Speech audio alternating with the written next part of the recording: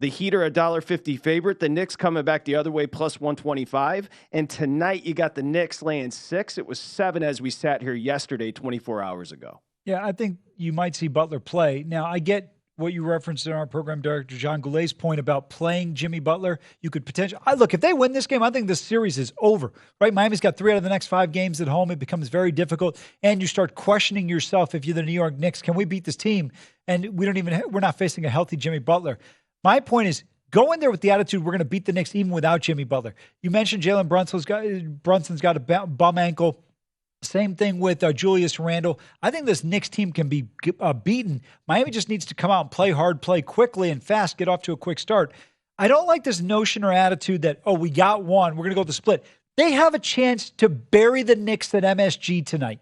This thing could be over, Patrick, whether Butler's in the lineup or not. I do agree with your point, though, that if Butler does sit out, then he gets that additional rest without chance for re-aggravating the ankle. The other thing is, I think that 6 to 7 days long-term is much more beneficial as you go forward in the postseason compared to the one-game stint here. I still think they can win this game if they lock down on defense. We know as good of a coach as Thibodeau is, Spoelstra, to me, right now is the best coach in the playoffs. They've got a great opportunity in front of them. We see the line continuing to sink from 7, 6.5 now down to 6.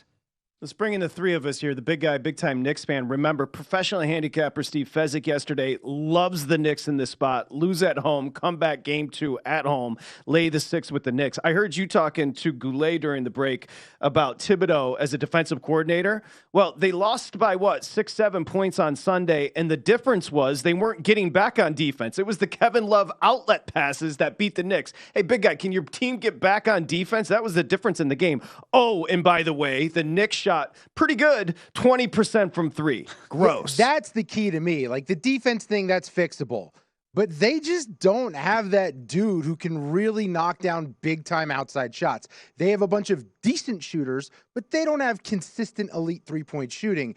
But the point I want to make is, the Knicks had a 5-point lead versus a Heat team that had a healthy Jimmy Butler at the break over the weekend. So what happens here if Jimmy Butler comes back, his ankle isn't right, they lose game 2, and his ankle doesn't get any better, it only gets worse because he's playing on it?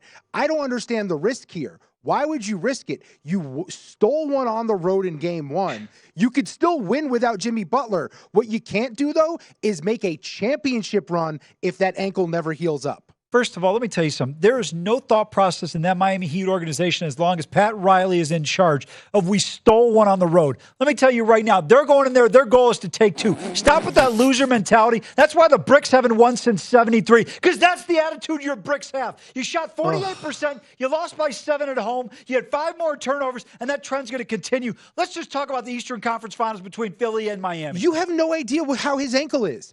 If he plays and it doesn't get healthier, you're useless in the next round anyway. Doesn't matter how you win the series. Just win the series.